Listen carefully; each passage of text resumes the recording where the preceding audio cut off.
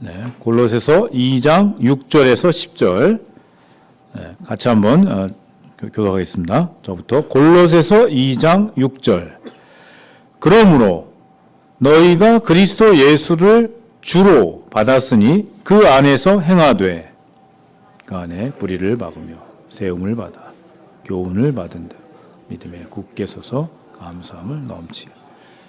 누가 철학과 헛된 속임수로 너희를 사로잡을까 주의하라. 이것은 사람의 전통과 세상의 초등학문을 따름이요 그리스도를 따름이 아니니라. 그 안에는 신성의 모든 충만이 육체로 너희도 그 안에 충만하여졌으니 그는 모든 통치자와 권세의 머리시라. 네, 오늘 10절까지입니다. 10절까지. 오늘 그 하잘할 하알못 좀 재밌는 설교 제목으로 이정 목사님께서 같이 하나님 말씀 같이 나누겠습니다. 요즘 우리가 호세아서 묵상을 지난 20일부터 시작해서 계속 묵상을 하고 있는데 제 마음속에 그런 생각이 들더라고요. 역시 하나님을 알지 못하는 것이 우리가 실패하는 원인이고, 하나님을 내가 잘 안다라고 했을 때 그때 우리가 조금 더 나은 성숙을 이루어갈 수 있다라는 거죠. 결국에는 지식과 무지의 싸움이다라는 생각을 하게 됩니다. 여러분께 한번 질문을 던져봅니다. 속으로만 대답하셔도 되는데요. 여러분, 하나님을 잘 알고 계십니까? 하나님을 잘 모르시겠습니까? 물론 여기에 나오는 이 질문을 잘 이해하셔야 되는 것이 뭔가 하면, 내가 하나님을 완벽히 알고 있다라고 말할 수 있는 사람 없고요. 내가 하나님을 완전히 모른다라고 말할 수 있는 사람도 없을 것입니다.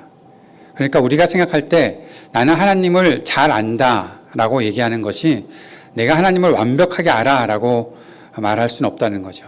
영국의 어떤 석학에 그의 인생 마지막쯤 돼서 그동안 참 하나님을 많이 공부하셨고 사람들에게 많이 가르쳐 주셨으니까 하나님이 어떤 분이신지 잘 설명해 주실 수 있겠습니까? 라고 물었더니 그분이 그분의 인생 마지막 때 그렇게 얘기를 했다고 해요. 내가 하나님을 어떻게 다 안다고 말할 수 있겠냐고.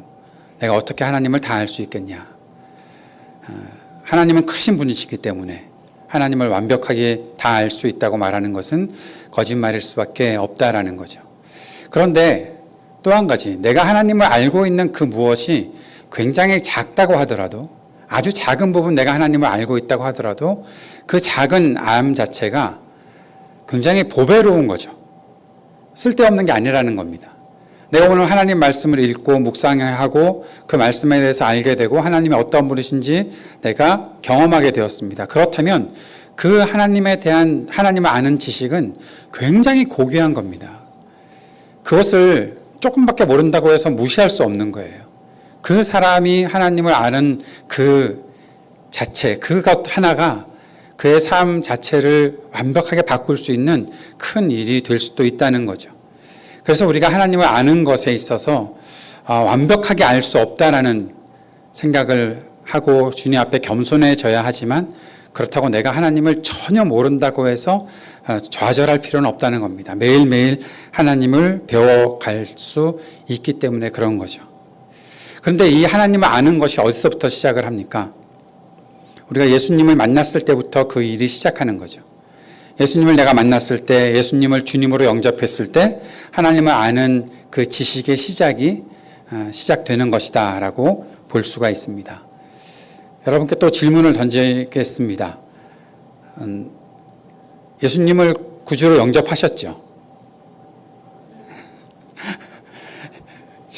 참 왜 이 질문을 가끔가다 해야 되는가라고 생각하시는 분들이 계실지 모르지만, 이거 아니면 제가 오늘 말하는 게 어떻게 적용이 돼야 될지 저도 잘 모르겠거든요.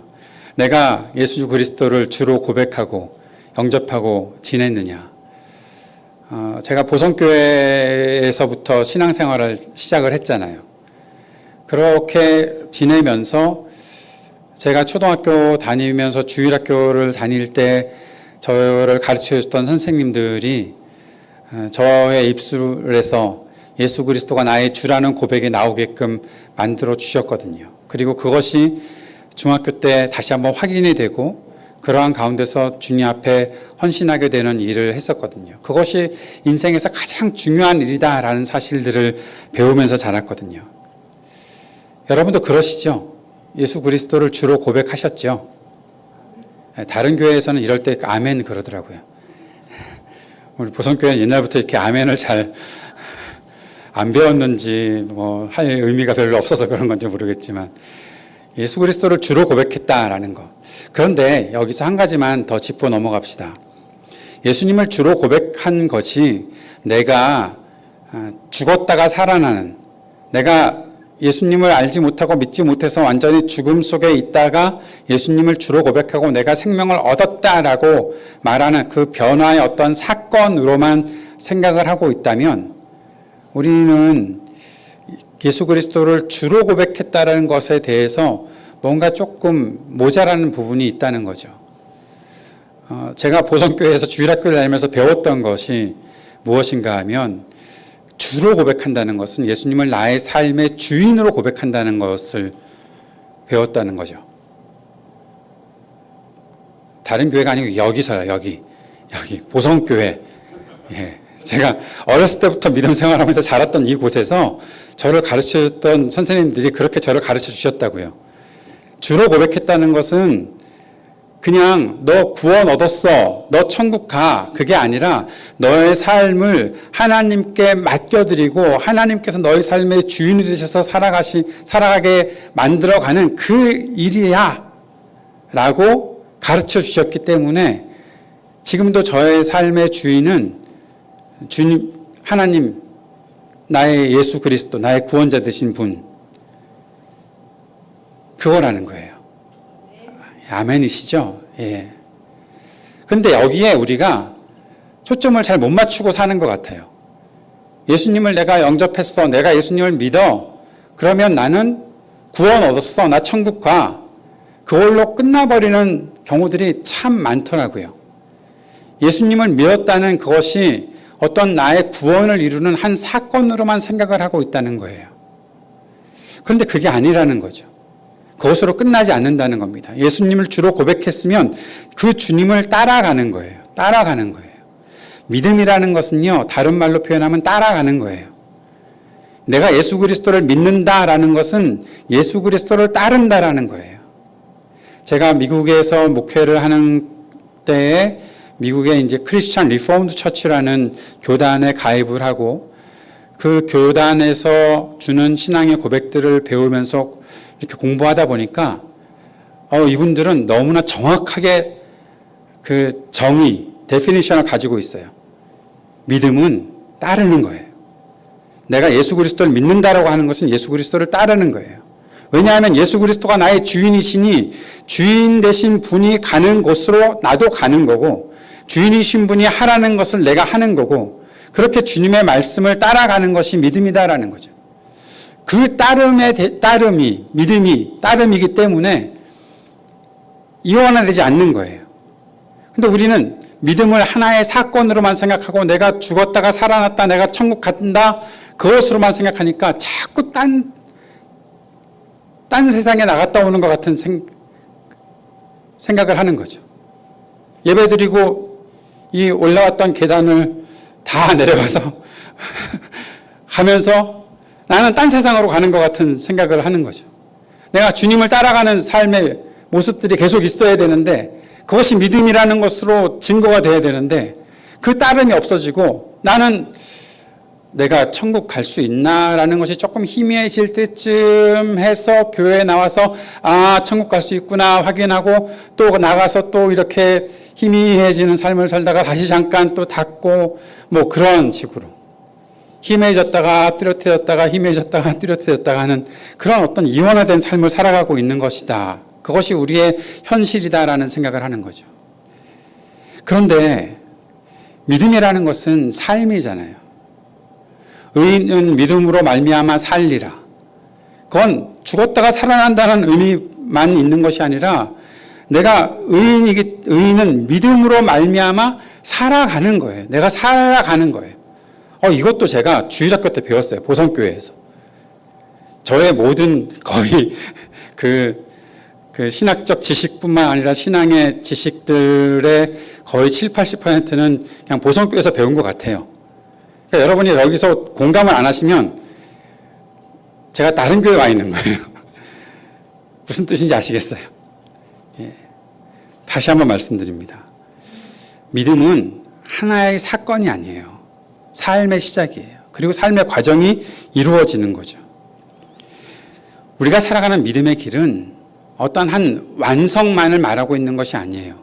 그것은 과정을 말하고 있어요. 그 안에서 우리가 예수 그리스도를 믿는 것에 대해서 다시 한번 확인을 해봐야 되겠습니다. 오늘 6절 말씀을 보니까 그러므로 너희가 그리스도 예수를 주로 받았으니 그 안에서 행하되, 주로 받았으면 그것으로 끝난 거 아니야? 라고 생각할 즈음에 그 안에서 행하라는 말이 나타나 있어요. 그 안에서 살아가라는 거예요. 주로 받았으면 그 안에서 행해야 한다. 주로 받았으면 그 안에서 사는 합당한 삶이 있어야 한다. 그래서 우리가 성경을 좀 균형 있게 생각하고 배우다 보면 야고보서에서 로마서와 완전히 다른 이야기를 합니까? 아니잖아요. 너의 행위로 믿음이 있다는 것을 보여라라는 말이 믿음과 행위를 가지고 싸우자라는 얘기가 아니라는 거예요. 함께 있다는 거예요. 믿는다면 그에 합당한 삶이 있어야 되는 거지. 그것을 다른 얘기하는 것처럼 생각해서는 안 된다는 거죠. 행위 믿음, 은혜로 믿고 구원받는 것. 이런 것 가지고 논쟁할 때가 아니에요. 믿었으면 그렇게 살아가는 것이 마땅한 일이라는 거죠. 달라스 윌라드의 마음의 혁신이라는 책을 지난주에 교사 세움 세미나에서 목사님이 잠깐 소개를 해 주셔가지고, 책장에 보니까 있더라고요. 옛날부터 알았던 책이니까. 그래서 이렇게 펼쳐보는 가운데서, 제가 접어놓고 하이라이트 해놓은 것들이 있더라고요. 그걸 여러분께 하나 소개시켜 드리려고 합니다. 이런 말이 있어요. 영적 삶에서, 제가 PPT 넣어놨으니까 보여주시면 돼요. 보여달라고요? 네. 같이 읽으셔야지. 영적 삶에서 계속 면류관을 쓰고 사는 사람은 없다. 그것은 실족의 확실한 길이다. 이미 도달한 분량은 광야에서 이스라엘 자손에게 주어진 만나와 같아서 하루 몫으로나 족하다. 과거의 성취는 오늘 지금 우리로 하여금 하나님을 간절히 좇지 않아도 되는 공로의 자리에 올려놓지 않는다. 바울은 그것을 알았고 다른 이들이 그것을 놓치거나 망각해 큰 해를 자초했다는 것도 알았다.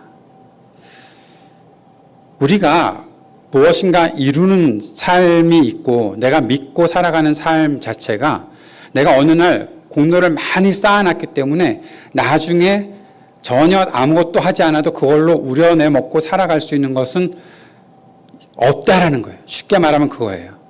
오늘 여러분이 은혜를 많이 받으셨으면 그 은혜 받은 것을 가지고 일주일 살아갈 수 있다는 확신이 있으십니까?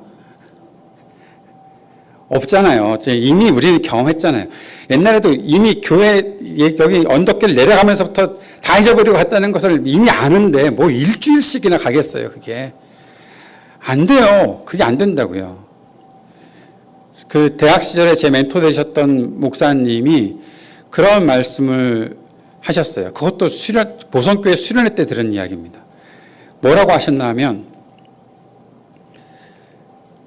20대 때 신앙생활을 잘 해놔야 40대, 50대가 돼서 신앙생활 잘 할 수 있다라는 말 같은 거짓말은 없다라는 거예요. 20대 때 신앙생활 잘하면은 40대, 50대 돼서 잘 할 수 있습니까? 아니요. 어떻게 그걸 개런티를 해요? 보장 못 해요, 그건요. 매일매일 잘해야 되는 거예요. 매일매일 잘해야 되는 거예요. 날마다 계속 해야 되는 거지. 그걸 내가 어느 순간 공로를 많이 쌓아놨기 때문에 그것을 어느 정도는 내가 우려먹고 살 수 있겠다라고 생각하는 것은 말도 안 되는 이야기예요. 가끔 우리가 사경회를 해야 되고 가끔 수련회를 해야 되고 하는 이유들은 내가 다시 한번 생각을 전환시키기 위해서 그런 거지, 그거 이렇게 푸대자를 가지고 와서 거기서 왕창 쌓아놓고 은혜를 충만히 받았습니다 해놓고 내일부터도 못 사는데 뭘 그걸 가지고 3개월을 살고 6개월을 살고 10년을 살고 20년을 살겠어요. 하나님을 잘 아는 사람들은요 그렇게 하지 않아요. 그렇게 하는 것은 하나님을 아직도 잘 모르는 사람들이 하는 거예요. 예수 그리스도를 주로 고백했으면 그 주로 고백한 예수 그리스도가 날마다 나의 삶 속에서 나를 인도하시는 그 인도하심을 따라가야 되는 거죠. 그거 없이 어떻게 오늘 내가 좀 잘했다고 해서 그 공로를 의지하고 살아갑니까? 그것만큼 행위, 그 공로, 그런 거 우리가 안 하잖아요.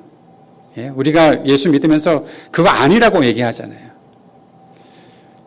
은혜로 내가 구원받았다라고 말한다면 그 은혜가 날마다 나에게 임하는 것임을 알아야 되는 거지.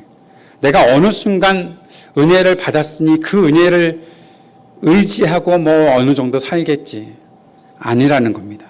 그래서 오늘 바울 사도가 말하는 것이 있어요. 7절 말씀을 보십시오.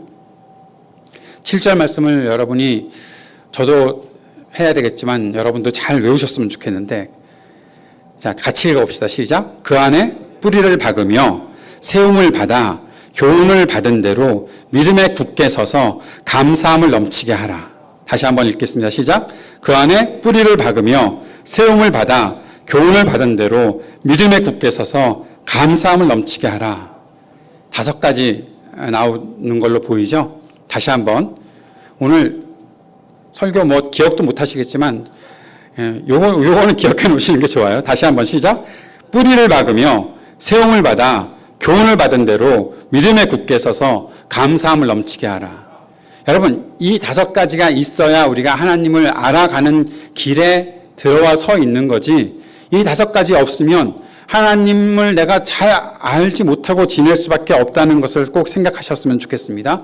그런데 사도 바울이 말하고 있는 이 예가 우리들에게 주는 굉장히 강렬한 메시지는 믿음이라는 것은 기적처럼 일어난 사건이 아니라 과정이라는 거예요. 여러분, 뿌리를 박는 게 쉽게 이루어집니까? 씨를 뿌려놓고 뿌리 내리기까지는 시간이 필요한 거잖아요. 사도 바울은 가끔 이 과정들을 이야기하고 있어요. 한 번에 이루어지지 않는다는 것들을 계속해서 강조해요. 농부의 예를 들잖아요. 군사가 훈련되는 것들에 대한 예를 들잖아요. 여러분, 건축하는 건물을 짓는 것도 과정이 있잖아요. 과정 없이 그냥 막 기적이 일어납니까? 예수 그리스도를 믿는다고 하는 사람들이 과정을 무시하고 결과만 추구하는 사람들이 자꾸만 많아지고 그 결과가 무엇인가 기적처럼 나타나는 것들을 생각하고 있기 때문에 결국엔 병이 드는 것이 아닌가라는 생각을 저는 합니다. 뿌리를 내리는 것에는 시간이 필요하잖아요. 뿌리를 박는 게 시간이 필요한 일이잖아요. 인정하십니까?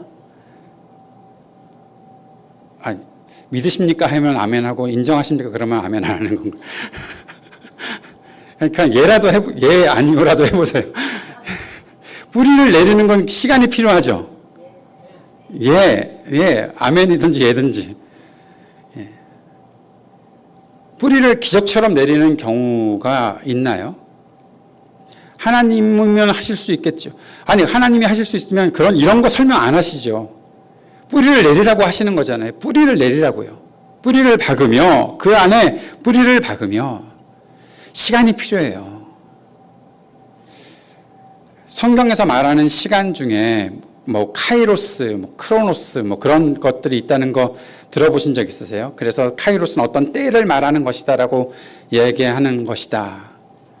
그런데 사람들이 많이 오해하고 있는데 그 카이로스의 그 때가 되려면 크로노스에 흘러가는 시간이 꼭 필요하다는 것은 인정하십니까? 여러분, 하나님께서 우리에게 주신 이 시간들이 필요한 거예요. 오늘 설교가 갑자기 끝나지 않아요. 시간이 필요해요. 그 과정이 필요하다고요. 그 과정 없이 모든 것들을 이루려고 하니까 아주 이상한 생각들을 하는 거예요. 하나님께서 창조하신 이 세계가 하나님께서 만드시고 하나님께서 이루어 가시는 과정들을 우리들에게 보여주셨다라는 사실을 인정하십니까? 하나님께서 한 번에 모든 것들을 다 만드신 것 같지만 그러나 그 질서 안에서 모든 것들이 하나씩 하나씩 이루어지는 과정들도 만드셨다는 것을 우리가 인정해야죠. 그게 믿음이죠. 그것은 전혀 없는 채로 그냥 무조건 기적이 일어나겠거니.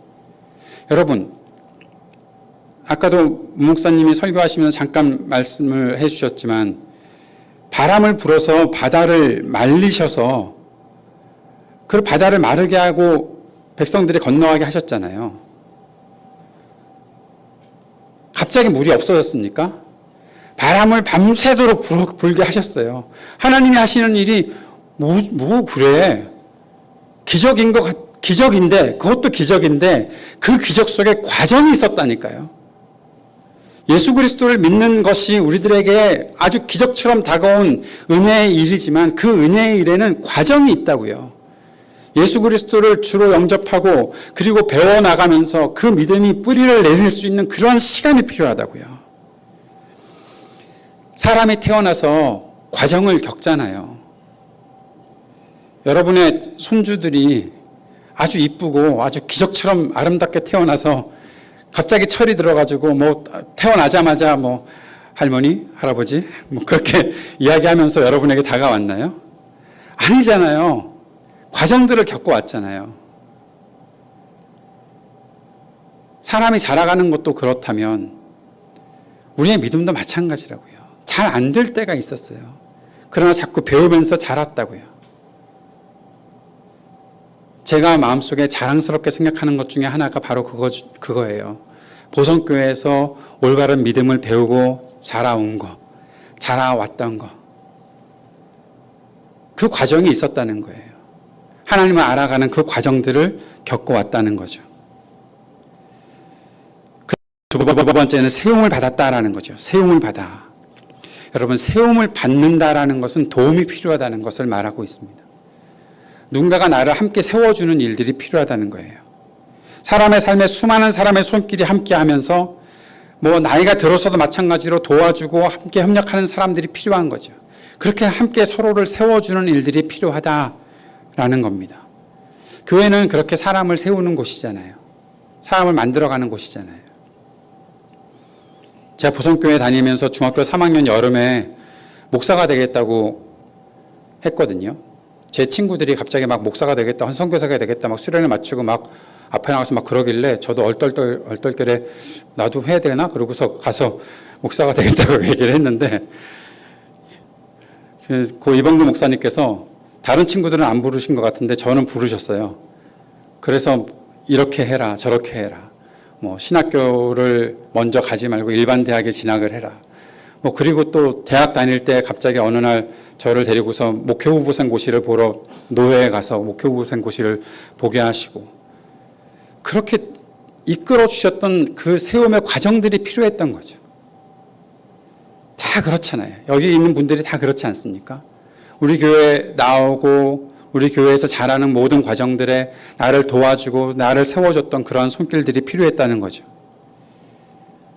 세움을 받아서, 세움을 받는다. 이 말을 다시 적용해 보면 우리도 누군가를 세워주는 일들이 필요하겠다라는 것도 우리가 생각할 수 있는 것입니다. 세 번째는 교훈을 받은 대로, 교훈을 받은 대로 가르침과 배움이 필요하다는 거죠. 그리스도의 길을 걸어가는 것은 끊임없이 배우는 길입니다. 한 번에 완성되지 않아요. 제가 2주 전에 말씀 나누면서 끊임없이 배워야 한다. 죽을 때까지 배워야 한다라는 말씀을 드렸던 것이 기억나는데 배워야 되는 거죠. 오늘도 배워야 되고 내일도 배우셔야 됩니다. 매일매일 우리가 배워가야 되는 것입니다. 우리는 완성을 향해서 나아가는 사람들이에요. 하나님께서 우리에게 완성을 보여주시는 그 날이 분명히 있을 거예요. 그 날에는 우리가 뚜렷하게 볼 거예요. 아직은 우리가 희미하게 볼 수밖에 없다라고 말하지만 우리가 뚜렷하게 보는 그날까지 끊임없이 교훈을 받으며 가르침과 배움 가운데서 우리가 자라가게 될 것입니다. 그리고 믿음에 굳게 서서 견고해진다라는 것은요, 이것도 마찬가지로 한 번에 이루어지는 것이 아니더라고요. 단단해지려면 그 과정들이 필요하더라고요. 단단해지는 과정들이 필요하다. 어떤 때는 그 단단해지는 과정에 시련이 있을 수도 있어요. 시련을 겪어나가면서 단단해지는 거죠. 나무를 심어놓고 땅을 다지잖아요. 물을 주고 또 땅을 다지면서 더 튼튼하게 나무가 세워질 수 있도록 하는 그런 일들이 있잖아요. 우리가 믿음을 시작을 했다면 그것이 더 굳게 설 수 있도록 만들어가는 과정들이 필요하다는 겁니다. 마지막으로는 감사함을 넘치게 하라라는 거죠. 감사가 뭐냐라고 얘기하면 여러 가지 정의를 내릴 수 있겠지만 내가 어떤 일들을 이루고자 했고 그 일들이 이루어지면서 내가 받았던 것을 표현하고 내가 이렇게 받았습니다라고 그렇게 표현하는 일들이 바로 감사가 아닌가 저는 그런 생각을 합니다. 그런데 여기에 본문에서 감사가 넘치게 하라라고 말하고 있어요. 감사가 부족하지 않도록 감사로 꽉 채워진 삶을 살아갈 수 있어야 한다라는 이야기를 하고 있는 것입니다. 그냥 툭 건드리면 그 사람의 감사가 나와야 되는 거예요. 우리는 툭 건드리면 불평이 먼저 나오잖아요. 왜 건드려? 그거부터 시작해서 그렇게 나오는데 그게 아니라 감사하라는 거예요. 누가 날 건드리면 감사하다. 감사하다. 감사가 넘치게 하라. 그런데 여러분, 감사가 계속해서 이 감사가 넘친다는 것이 그냥 단순히 어떤 한 결과만을 이야기하고 있지 않아요. 본문이 말하고 있는 것은 이것이 계속되는 것을 말하고 있어요. 감사가 계속 이어지고 있는 거예요. 그렇다면 무엇을 말합니까? 내가 어떠한 결과를 만들어내는 일들이 계속 이어질 수 있어야 하겠다라는 거죠. 아주 오래전에 어떤 일들이 있었어. 그래서 내가 그걸 감사해 라고 말할 수 있을지 모르지만 날마다 그 감사가 계속 넘쳐나고 있는 삶을 살아갈 수 있어야 된다는 거죠. 저희 어머니가 여기 안 계시니까 지금은 뭐 어머니 얘기를 해도 어머니가 못 알아들으시니까 제가 한 가지 말씀을 옛날 얘기를 한번 드릴까요? 옛날에 구역 예배 했었잖아요. 저희 집에서도 어머니가 구역장이시니까 구역 예배를 저희 집에서 이렇게 했는데 이렇게 보니까 똑같은 간증을 거의 한 2달에 한 번씩은 하시더라고요. 근데 2달에 한 번씩 하실 때마다 조금 그 간증의 부피가 좀 커져요. 다 쉽게 말하면 뻥이 점점 세진다는 거예요. 이상하다. 옛날에는 뭐, 예를 들어서 옛날에는 한 10명 얘기했으면 갑자기 뭐 한 12명, 그 다음에 또 들어오면 한 20명 뭐 얘기하고 뭐, 왜 저렇게 뻥이 세지시지? 그런 생각이 잠깐 들었었어요. 그런데 왜 그랬나 하는 것을 제가 원인 분석을 혼자서 하다가 그럴 수 있겠다라는 생각을 한 게 뭔가 하면 기억이 잘 나지 않으니까 자꾸만 더 세게 얘기하고 있는 것 같아요. 옛날 간증을 자꾸 하다 보면 자꾸 뻥이 세지잖아요. 여러분 인정하십니까? 뭐 저도 그럴 때가 있는 것 같고 옛날에 뭐 얘기하다 보면 자꾸 옛날 얘기가 더 이렇게 아무튼 그렇다는 겁니다. 그러면 옛날 얘기하지 말아야죠. 하나님의 은혜를 받았다고 얘기하는 것도 오늘 얘기하고 뭐 옛날 얘기 해봐야 어제 얘기 정도 할 수 있어야 되는 거 아닙니까? 어제 뭐가 있었는데? 어제 하나님이 우리를 인도해 주셨잖아요. 어제 하나님께서 우리에게 말씀해 주셨잖아요. 뭐 어제는 토요일이어서 하나님께서 말씀하시는 것을 쉬었습니까? 그러면 1시간 전에 우리 주일 예배 때 말씀 들은 것을 그 은혜를 가지고서 또 얘기할 수 있어야 되고 우리한테는 그 일이 필요한 거예요. 감사가 넘치게 하려면 감사가 우리 안에 삶에 매일매일 있어야 되는 거죠. 매일매일 어떠한 결과물들이 있어야 되는 거예요. 사랑하는 여러분, 내일 모레 구체적으로 말씀드려야지. 화요일에 여러분이 누군가에게 감사의 제목을 나눌 때 주일 거 말고 월요일 거 나누시기를 바랍니다. 예? 그러니까 내일 은혜를 받아야 된다고요. 그래야 화요일에 얘기할 게 있는 거지요. 화요일 밤에 이야기할 거면 화요일 낮에 하나님의 은혜를 우리가 받아야 되는 거고 그 결과물들을 봐야지 우리가 감사할 수 있는 거죠. 감사가 넘치게 하라는 것이 이게 옛날 것 가지고 그냥 우려먹고 살아라가 아니라 계속해서 너의 감사가 넘쳐 흐르게 해라 라는 말을 하고 있는 겁니다. 좀 이따가 우리 에릭 내쉬의 평전 그 친밀한 권위자를 나눌 텐데, 교세 때 나눌 텐데, 마이클 그린이라는 신학자가 에릭 내쉬에 대해서 이야기하면서 신학에 대한 내용들을 신학자였던 에릭 내쉬의 이야기를 했는데 거기에 이런 말이 있어요.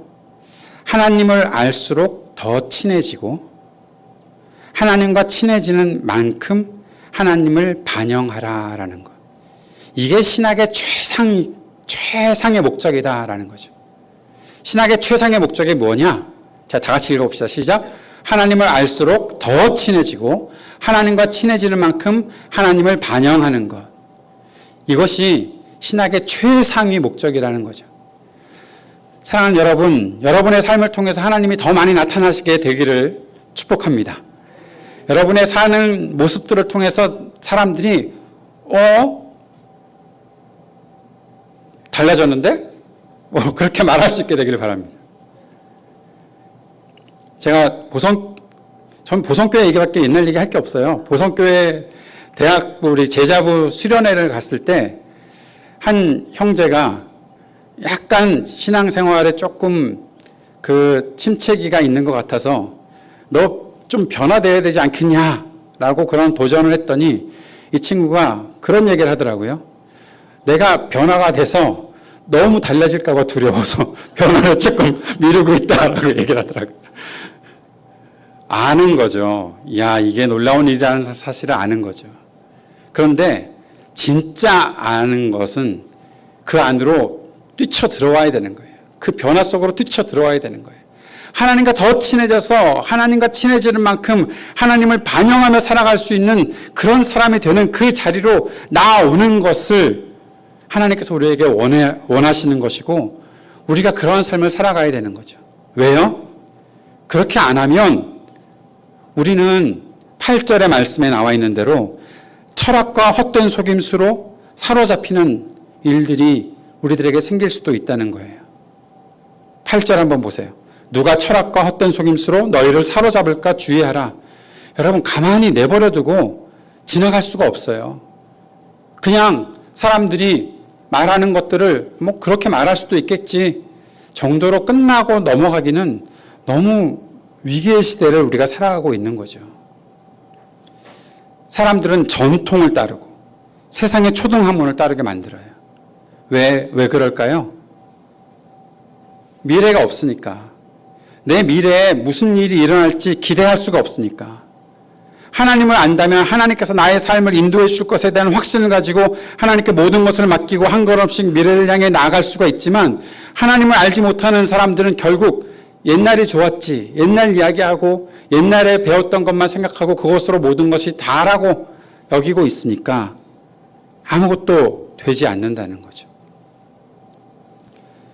그런 세상 속에 사는 우리가 날마다 우리의 마음을 혁신하고 새롭게 하고 하나님을 아는 길들을 걸어가야 되는 거 아니겠습니까? 9절과 10절 말씀에 이런 말씀이 있어요. 그 안에 신성의 모든 충만이 육체로 거하시고 너희도 그 안에서 충만하여졌다. 우리가 따라가고 있는 그리스도께서는 하나님의 그 모든 것들을 충만하게 누리시는 분이고 그것까지 우리가 인정을 하겠는데 라고 끝나버리려고 했더니 10절에서 사도 바울은 너희도 그 안에서 충만하여졌으니 라고 말하고 있어요. 우리도 그 하나님의 신성으로 충만한 삶을 살아갈 수 있다라고 말씀하고 있는 거죠.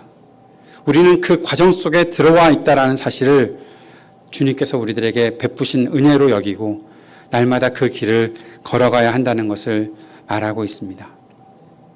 이 땅은 하나님을 잘 모르는 사람들로 가득하고 그 모르는 것이 전부라고 끝내버리고 그렇게 좌절시키거나 또는 내가 알고 있는 하나님이 전부다라고 생각하고 그냥 그렇게 교만해져서 하나님에 대해서 전혀 알지 못하는 일들을 하고 있는 것을 보게 됩니다. 오늘 호세아 5장 말씀 아침에 묵상을 하면서 저는 그런 생각이 들더라고요. 똑똑해서 교만해지는 것이 아니라 무지해서 교만해지는 거다라는 생각이 들었어요. 정말 조금 더 무지해서라고 그러면 좀 고급스러우니까 무식해서 교만해지는 거예요. 아는 사람은 교만하지 않아요. 하나님을 아는 사람이 어떻게 하나님 앞에서 교만한 태도를 가지고 살 수가 있겠습니까? 하나님을 배워가는 것이 한 번에 끝나지 않는 과정이라고 여기고 있는 사람들이 어떻게 교만해질 수가 있겠습니까? 결국 우리가 무지하고 무식하기 때문에 그렇게 죄의 길에 빠지는 것이고 하나님의 헤세드도 잃어버리고 하나님의 에메트도 잃어버리고 내 삶에 하나님의 헤세드와 에메트가 적용되지 못하는 그런 단전된 삶을 살아갈 수밖에 없는 것은 하나님을 알지 못해서 그런 것이죠. 하나님을 알지 못하는 이 시대에, 이 세대에 하나님을 아는 것이 무엇인지를 날마다 드러낼 수 있는 우리 모두가 되기를 바랍니다. 하나님께서 그렇게 우리를 인도해 주시고 우리에게 그 은혜 베푸실 줄을 믿습니다. 우리 그 마음 가지고 이 시간에 잠시 기도합시다. 하나님, 한 걸음 한 걸음 더 하나님을 알아가는 우리가 되게 도와주십시오. 우리가 주님을 더 알 수 있도록 인도해 주십시오. 우리의 삶에 하나님을 알아가는 삶이 중단되지 않도록, 멈추지 않도록 끝까지 주님을 더 깊이 알아가는, 그리고 그 과정 속에서 기뻐하고 감사하는 우리가 될 수 있도록 우리를 도와주십시오. 주님 앞에 잠시 우리 합심으로 기도했으면 좋겠습니다. 기도하겠습니다.